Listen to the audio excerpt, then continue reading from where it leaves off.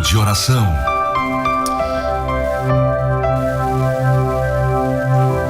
Queridos, vamos orar, mas antes quero convidar você para meditarmos na palavra de Deus, esta palavra que é alimento para nossa alma, que é alimento para as nossas vidas, que certamente Ele irá alimentar a minha e a sua alma.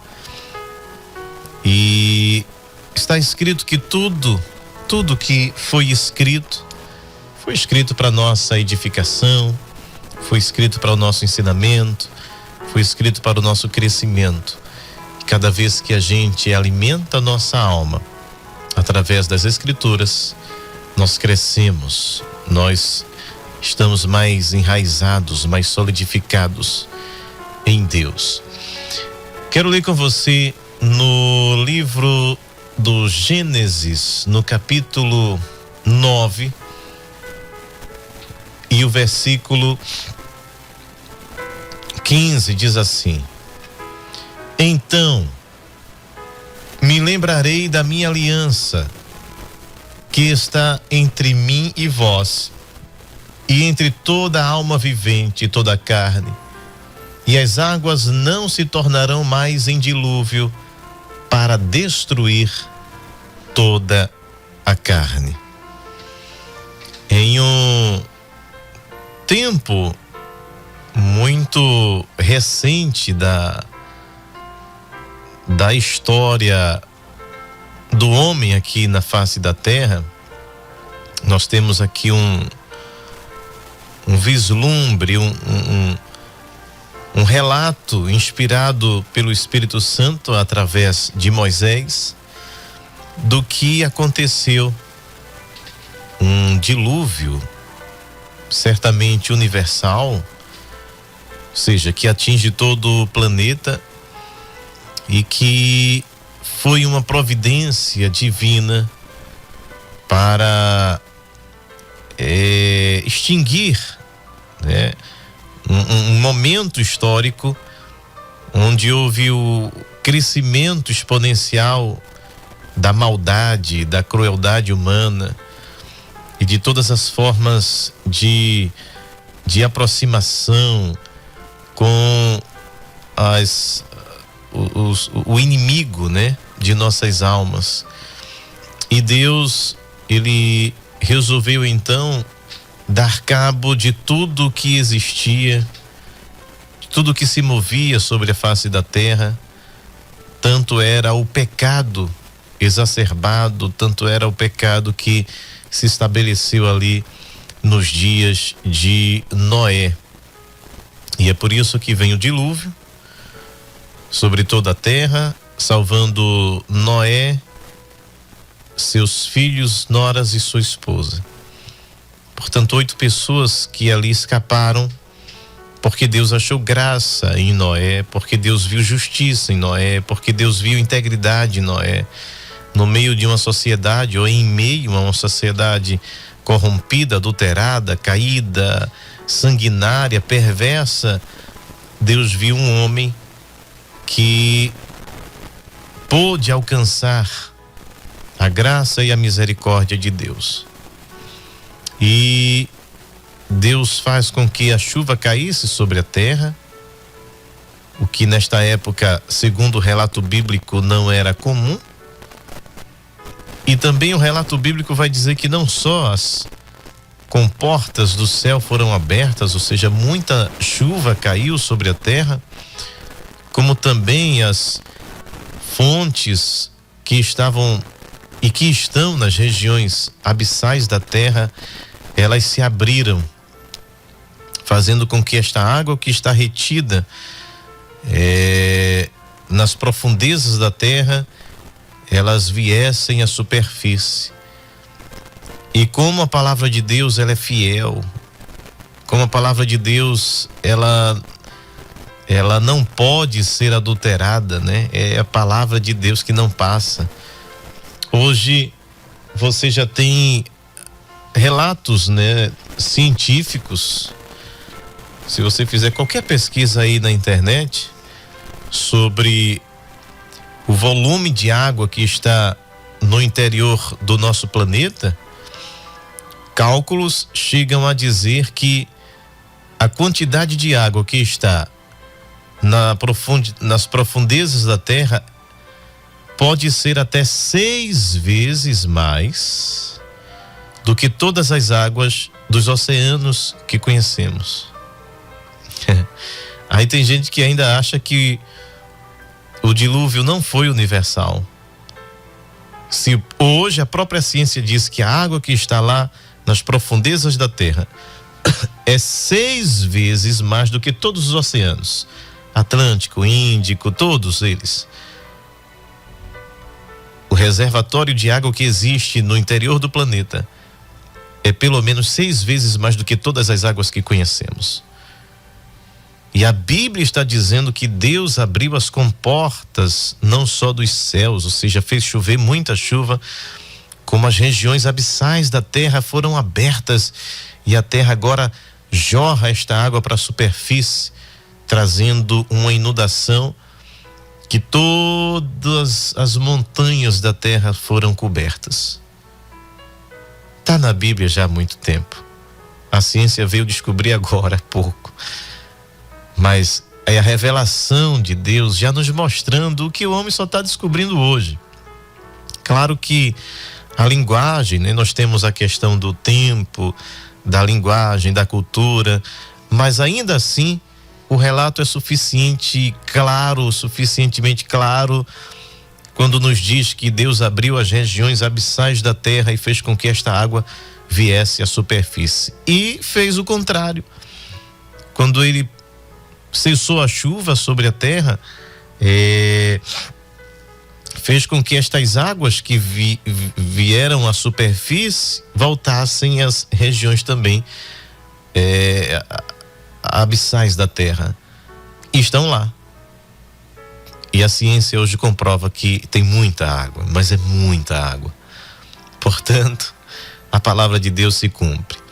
Bom, depois do dilúvio, depois que Noé fez os testes, né, com o corvo, com a pomba, e depois que ela volta, né, tempos e meses depois, né, porque depois que cessou a chuva, passaram-se muitos meses Noé aguardando que as águas baixassem, de forma que quando aquela pombinha voltou e trouxe um galho de oliveira no seu biquinho, ele entendeu que as águas tinham dado uma baixada, mas ainda assim esperou mais dias, até que solta novamente a pomba e ela não retorna mais, e aí ele entende que as águas de fato tinham diminuindo ao ponto deles poderem sair com segurança daquela arca.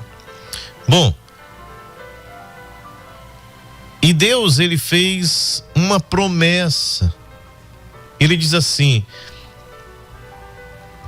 acontecerá que quando eu trouxer nuvens sobre a terra, aparecerá o arco nas nuvens. Então me lembrarei da minha aliança. Qual é a aliança que Deus faz com Noé? Ora, o dilúvio veio, a Bíblia diz que num tempo em que não chovia, não é? Se não chovia, o homem não sabia deste fenômeno físico que era a formação de um arco, né? Onde a gente vê ali as cores, né, daquele arco-íris. Aí Deus diz a Noé que isto que ele nem conhecia ainda seria a aliança.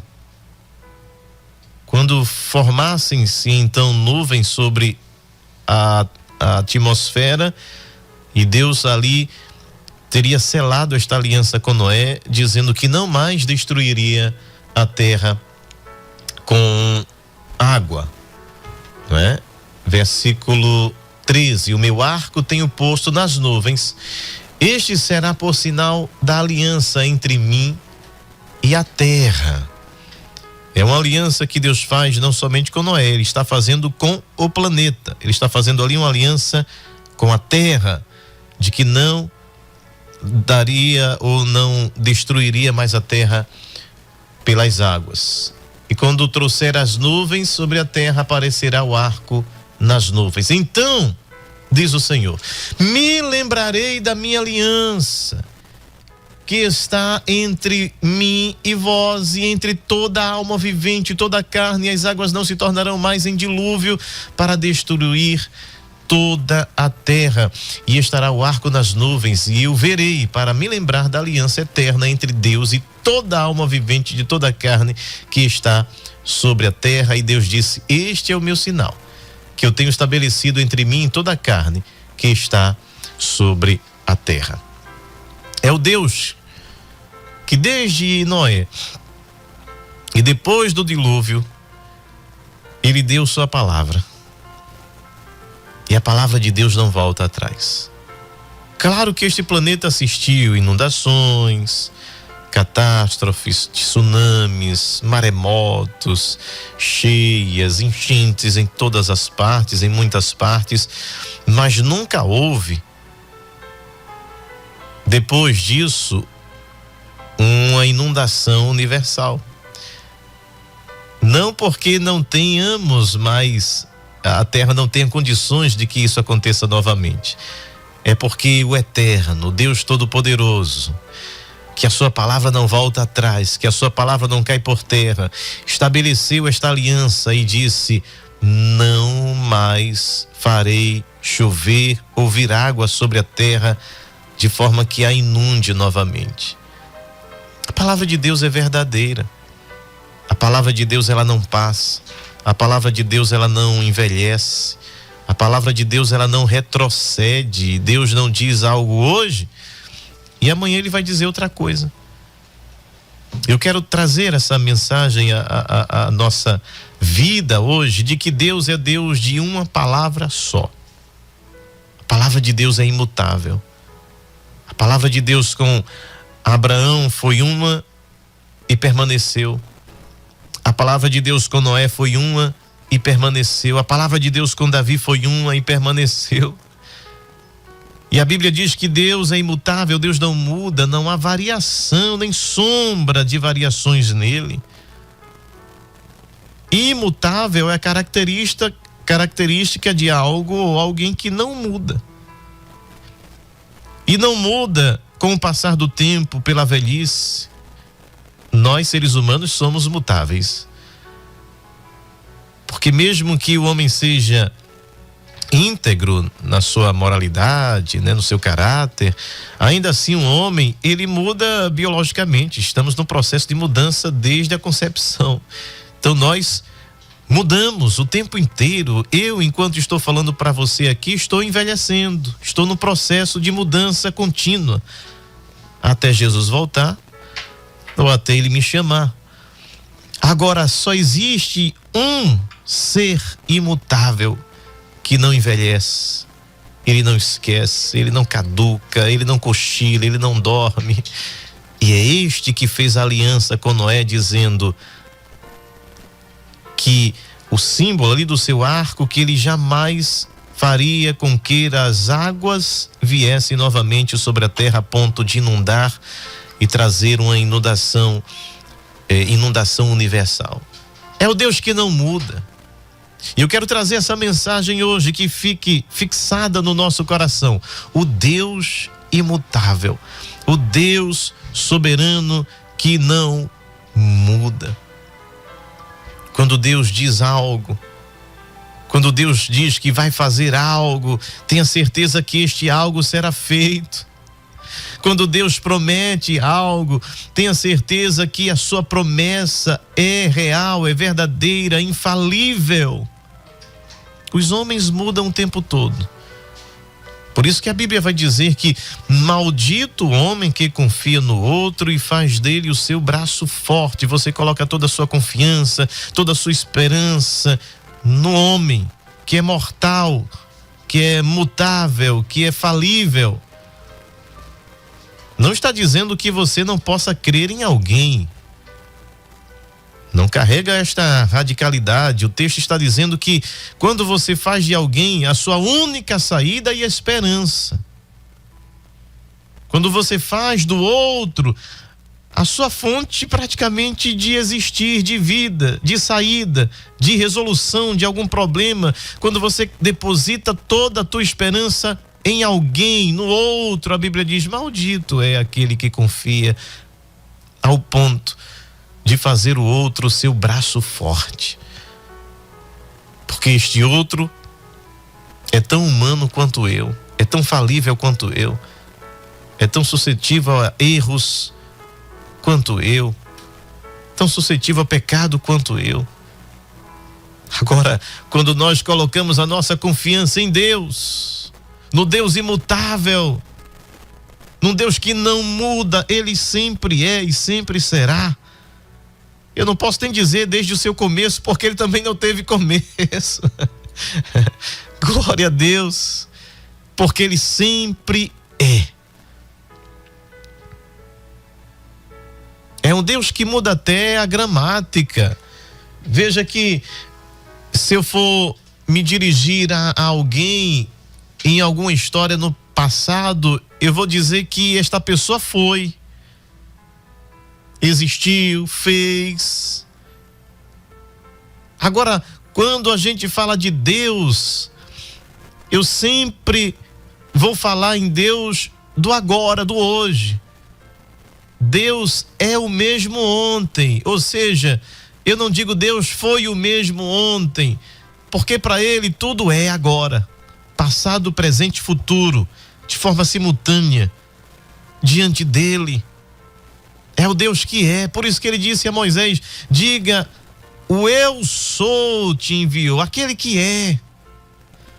Ele não está no passado, Ele não estava no passado, Ele não estará no futuro, não, Ele está. Quem quiser que ache isso uma problemática, que fique tentando explicar Deus, não, eu só acredito e ponto, eu só creio, né? Acreditar não é crer mesmo, ter fé de que Ele é tudo isso e muito mais. Então, o Deus que é o mesmo ontem, é o mesmo hoje e é o mesmo amanhã. Ele é, Ele não será. O Deus imutável, e este Deus tão grande, tão poderoso, quando Salomão disse assim: nem os céus dos céus podem contê-lo. Cabe Deus, os céus não cabe Deus, os céus cabem em Deus. O céu é criação de Deus, sai dele. Os anjos, os miríades, os exércitos celestiais, anjos, arcanjos, querubins, serafins, tudo sai dele, portanto tudo é menor do que ele. O céu é menor do que ele, a eternidade é menor do que ele, porque é a partir dele que tudo existe. É o Deus que tudo existe nele, e fora dele não existe outro. Ele diz: fora de mim não há Salvador, não há outro como eu, não há Salvador como eu. A minha glória eu não dou a ninguém, não há outro Salvador, não há outro Senhor, não há outro que seja adorado, não há outro que cria a partir do nada, não é outro que para o tempo, que muda as estações, não há outro que faz com que o tempo retroceda. O tempo pode até voltar. A ciência, né, especulativa, que fala na possibilidade de viagem no tempo para frente ou para trás, né, mas é tudo especulativo. Agora, o Deus que nós servimos, Ele não só para o tempo, Ele faz o tempo voltar. Josué orou e o tempo para. Como isso acontece, eu não sei, eu só sei que parou. Alguém foi testemunha, milhares de pessoas testemunharam aquele dia que o escritor diz que neste dia, Deus atendendo a oração de um homem, e não existiu dia semelhante àquele em que o tempo parou. Deus deu um stop no tempo e diz: agora vai lá e guerreia. E é o mesmo Deus que, como o relógio nos dias, né, nos tempos antigos, era medido pela sombra do sol, ele só tinha uma rota, ele só podia ir a uma direção. Mas Deus fez com que o relógio de Acás retrocedesse alguns graus. É o Deus que para o tempo, e é o Deus que faz com que o tempo volte. Como isso aconteceu? A terra parou, o sol, não sei, porque é milagre. Não se preocupe como foi feito, apenas creia que o nosso Deus é o Deus do extraordinário, é o Deus que faz coisas grandiosas aos nossos olhos, porque para Ele é nada. É o Deus que tem o comando. Estamos falando aqui de um acontecimento universal em que Deus fez com que a terra fosse inundada, o nosso planeta se tornasse de fato e literalmente o planeta água. Na verdade né? Planeta Terra é planeta água. 70% da superfície é coberta por água. Como eu disse, a própria ciência hoje diz que há mais água nas profundezas da Terra do que os oceanos, e 6 vezes mais. Este Deus que dá o comando faz com que essa água represada nas profundezas venha à superfície, faz com que as águas agora caiam do céu em forma de nuvem. E ao seu querer, ao seu comando, a Bíblia até usa uma expressão dizendo: e lembrou-se Deus de Noé. Não é que eles tenham esquecido, né? É uma tradução, é uma força de expressão, é uma aproximação dos sentimentos humanos atribuídos a Deus, né? Para que a gente possa entender. Então, por isso que diz que Deus lembrou-se, diz que Deus se arrependeu, da mesma forma que diz que Deus tem mão, que Deus se assenta, que Deus se levanta. Então, tudo isso são atribuições humanas atribuídas a Deus, para que a gente entenda um pouco sobre este ser que não tem começo, que não tem fim, que é eterno, que está no passado, que está no presente, que está no futuro. E se você acha que acabou, que são 3 pessoas em uma só: Pai, o Filho e o Espírito Santo. O Espírito que esteve presente na criação, e Jesus, a palavra, o Logos que criou todas as coisas. Então tá lá, desde o Gênesis você vê a Trindade divina operando. O Deus que chama a existir as coisas que não existem, o Jesus Criador de todas as coisas, porque nele foram criadas todas as coisas nos céus e na terra, e o Espírito Santo que estava pairando sobre a face do abismo, trazendo vida.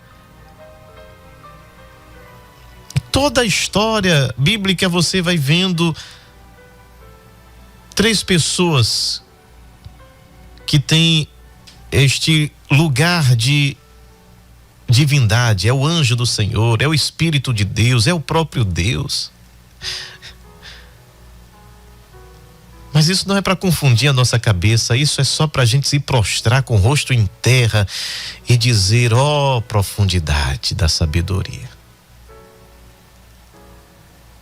Fazer como Paulo fez. É adorar este Criador que eu não tenho palavras, não tenho argumento, teorias, teses, qualquer coisa que se crie para explicá-lo, ainda assim é muito pouco, é muito pobre.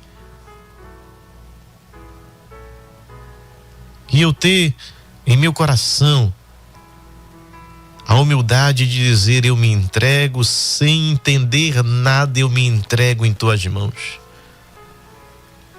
A minha alma, como disse um escritor, eu arrisco eternamente, colocando em tuas mãos. Embora eu não saiba dele em sua plenitude, mas o que eu sei já é suficiente para eu não saber explicar. É o Deus imutável, Guarda esta palavra: Deus não muda.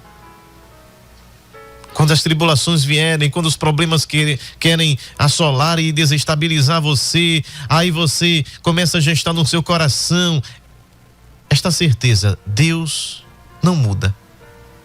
O Deus que eu sirvo. Diga para você agora, nesta manhã, neste momento, sei lá, que você esteja assistindo esse vídeo. Diga ao seu coração e diga à sua alma: Deus não muda, Deus não muda. Por que isso é importante? Por que o Deus não muda? Falar que Deus não muda é importante, porque o Deus que não muda, a sua palavra não muda, as suas promessas não mudam, não falham.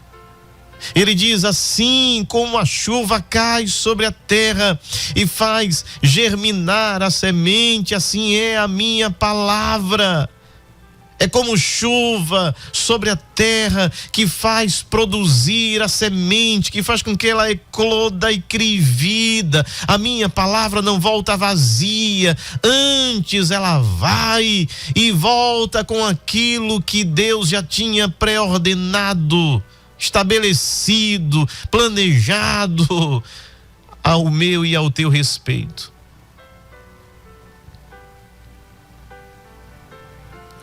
Ao Deus imutável, a Ele a honra, a Ele a glória, a Ele o louvor, a Ele a majestade para todos sempre. E queridos, Deus disse a Noé que este seria o sinal da sua aliança estabelecido sobre a terra. É o sinal de Deus sobre um fenômeno que Ele disse nunca mais acontecerá. Que palavra fiel e verdadeira. Mas logo na frente, aqui na frente, vamos ler aqui no capítulo seguinte, você vai ver que os homens começaram a planejar. Capítulo 11.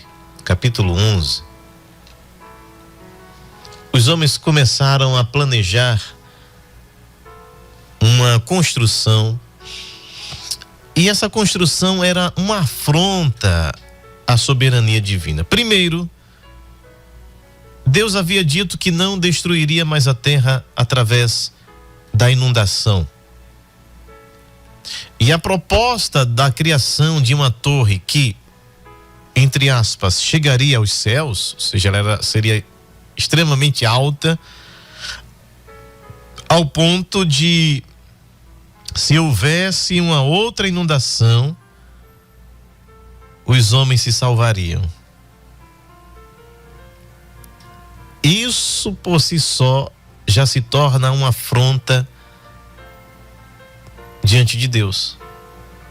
Primeiro, por não crer na sua palavra.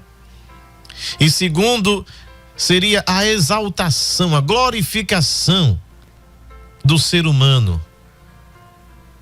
É como se os seres humanos estivessem dizendo para Deus: não cremos na tua palavra, não cremos na tua promessa, e nós somos suficientemente poderosos, autônomos para fazermos uma construção que o teu dilúvio, se houver novamente, não vai nos alcançar. Você entende o espírito? O espírito de afronta. É o espírito de divisão. O espírito de ameaça. O espírito que não quer estar sujeito à dominação, à hierarquia. Ao espírito de libertinagem. De que quer confronto com o Criador. De desprezo pela palavra de um Deus que é ordeiro, de um Deus que, ao criar todas as coisas, colocou ordem. A criação de Deus segue uma ordem. Deus não faz as coisas de qualquer jeito. Há uma ordem na criação, há uma sequência, há uma poesia em toda a criação de Deus. Não é nada desordenado, desorientado de qualquer forma, de qualquer jeito. Assim também aqueles que são a sua imagem e semelhança devem seguir os mesmos princípios.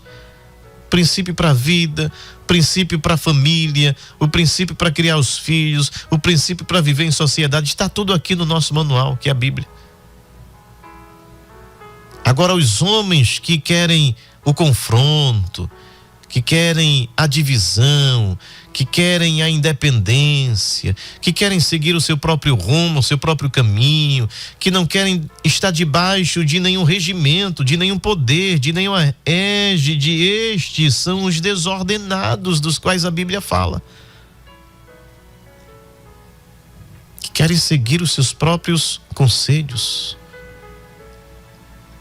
que não querem dar satisfações nem a Deus nem a ninguém. Então esta sociedade que se junta e diz assim, que nada de Deus. E se este Deus existe, e se vier uma outra inundação, nós seres humanos somos capazes de criar uma torre que chegue no topo, que chegue nos céus. E este Deus não vai ser poderoso o suficiente para nos alcançar.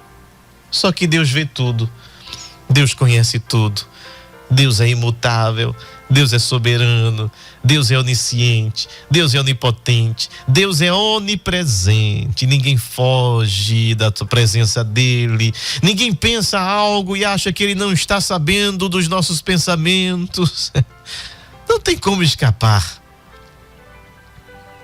Aí eles foram lá no vale de Sinar e disseram, vamos fazer, vamos construir. Se juntaram ali os que tinham habilidade, né, para engenharia. Era uma sociedade de fato evoluída. Para a época. E aí, queridos, vamos fazer tijolos, vamos queimá-lo. E foi feito tijolo por pedra, betume por cal, né? Que era o betume ali já vem do petróleo. Veja que era abundante já nesses dias. E diz, vamos fazer uma torre, uma cidade e uma torre, cujo o cume toque nos céus, e façamos-nos um nome, para que não sejamos espalhados sobre a face de toda a terra. Tem outra versão que eu gosto aqui que diz assim: e nessa cidade projetaram levantar um templo com a forma de uma torre altíssima que chegasse aos céus.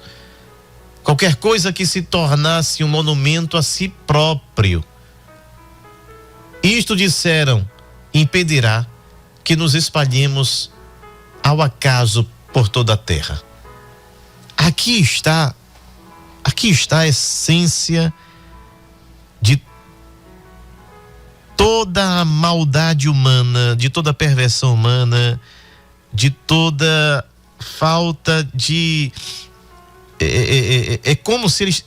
Aliás, eles estavam aqui afirmando, dizendo, nós podemos criar uma sociedade independente de Deus.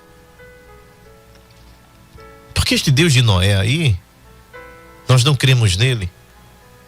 Mas por via das dúvidas, a gente vai fazer uma torre que vai chegar nos céus. E é o nosso nome que será exaltado. Olha, façamos-nos um nome. A referência agora não será Deus, é o homem como centro. O homem como centro do universo, o homem como centro de tudo. Mas há um Deus nos céus que governa os céus e a terra.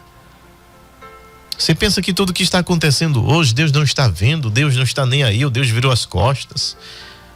Tudo está no controle de Deus, do Deus imutável, do Deus que não muda. E aí,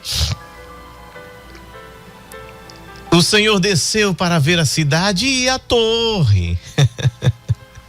Essa expressão "e desceu" não é que Deus precise de um lugar a outro, porque ele está em todos os lugares. Veja que é uma expressão para que a gente possa entender que agora Deus, a sua intenção estava direcionada àquela cidade, àquela construção e a intenção desta construção. Porque construções existem, cidades estão sendo edificadas aí o tempo todo, grandes torres, arranha-céus, e não há interferência divina. A questão é a intenção destes que se ajuntam. Qual o propósito? Qual a intenção? Se a intenção é de afrontar a Deus, como faz esta sociedade odierna, caída, perversa, que quer inverter os valores, Deus vai descer. Deus vai chegar, Deus vai interferir. E Deus desceu aqui para ver a cidade, para ver a intenção. E disse: o povo é um, e todos têm uma mesma língua. E isto é o que começam a fazer, e agora não haverá restrição para tudo o que eles intentarem fazer. Ou seja, havia uma unidade no falar, uma unidade linguística, uma unidade em que não havia absolutamente nenhum impedimento para toda a intenção do homem. Agora veja como isso é poderoso. Porque nós estamos retornando a Babel, se já não retornamos. Se aqui Deus diz que o povo é um e eles todos têm a mesma língua, e portanto tudo que eles intentam fazer, não há nenhum obstáculo para que eles façam, hoje nós estamos voltando a Babel. Porque não existe mais barreira linguística. Mesmo o indivíduo que nunca estudou nenhuma outra língua, ou que nem mesmo fale tão bem o nosso português, mas se ele tem isso aqui, um celularzinho, você pega um texto lá, e em inglês, por exemplo, se você for ler um jornal dos Estados Unidos, The New York Times, né? Aí já tem lá, traduzir.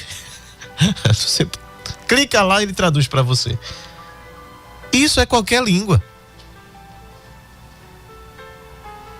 Hoje, o mundo está novamente integrado, multinacionais, enfim, a questão da tecnologia que faz com que o mundo hoje praticamente fale a mesma língua.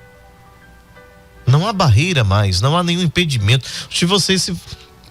O país que você quiser ir, você vai hoje para a China, você baixa um aplicativo aqui, e a pessoa que fala lá em chinês, o celular ouve o aplicativo e ele traduz para você em português. Aí você fala em português e ele traduz lá para o chinês. Isso estou falando só de uma coisa extremamente básica hoje. Claro que nesse contexto aqui são coisas muito mais profundas. Daqueles que se reúnem com uma intenção de glorificar o nome do homem. E nós estamos caminhando para isso. O professor Saulo Soares escreveu um livro, né? Sobre os últimos tempos. Ele chama de o palco do anticristo. É exatamente isso que está acontecendo hoje. O palco do anticristo está armado. Então nós estamos retornando a um ponto em que o homem voltou a ser o centro. O homem voltou agora a ser aquele que acha que pode fazer as coisas independente de Deus. É uma sociedade que nega Deus. É uma sociedade que diz que Deus não existe, que é um conto, que é uma invenção. É uma sociedade que diz: nós estamos extremamente avançados na tecnologia, temos sondas no universo, temos robô em Marte, temos tanta coisa. E Deus dizendo: eu vou descer. O Deus imutável é o Deus que jamais muda, jamais mudará. A Bíblia diz que Ele é o mesmo, ontem, hoje, eternamente. E o Senhor disse: vamos descer e vamos confundir a sua língua, para que não entenda um a língua do outro. E assim o Senhor os espalhou sobre a face da terra e cessaram de edificar a cidade. E por isso chamou seu nome Babel, porque é confusão, né? Que significa Babel, porque ali o Senhor confundia a língua de toda a terra e os espalhou sobre a face da terra. Então veja que nós estamos retornando. É por isso que a Bíblia diz que o que é já foi, e o que há de ser também já foi. Só que Deus, Ele pede conta do que se passou. Nós estamos apenas com outra roupagem, com outras características,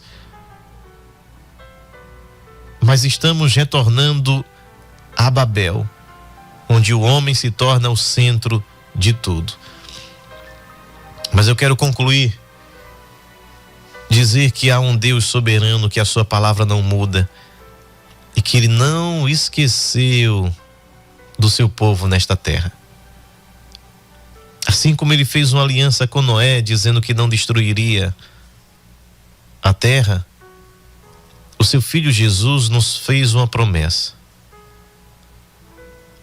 E a promessa dele é que, em meio a esse caos, a essa confusão, assim como foi nos dias de Noé, assim também será a vinda do Filho do Homem. Este retorno a Babel, este crescimento da ciência, como ele disse a Daniel, e nos últimos tempos a ciência se multiplicará, os homens irão de uma a outra parte.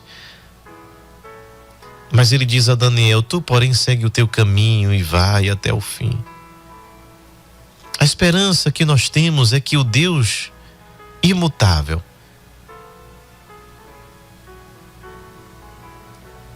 que fez a promessa de estar conosco todos os dias, e também Ele fez outra promessa de vir buscar o seu povo para nos tirar deste mundo tão perverso, tão cruel, tão enlouquecido, tão pervertido, deste mundo que nós já podemos sentir que estamos nos últimos segundos deste relógio divino. E portanto é um chamado também, não só em crermos mais neste Deus que faz a promessa, que cumpre a promessa, como também um chamado de alerta, para ficarmos atentos e de olhos abertos, porque aquele que fez a promessa de retornar, ele diz lá em Apocalipse: Ele é fiel e verdadeiro, o princípio e o fim, o alfa e o ômega, e nos manda perseverar até o fim.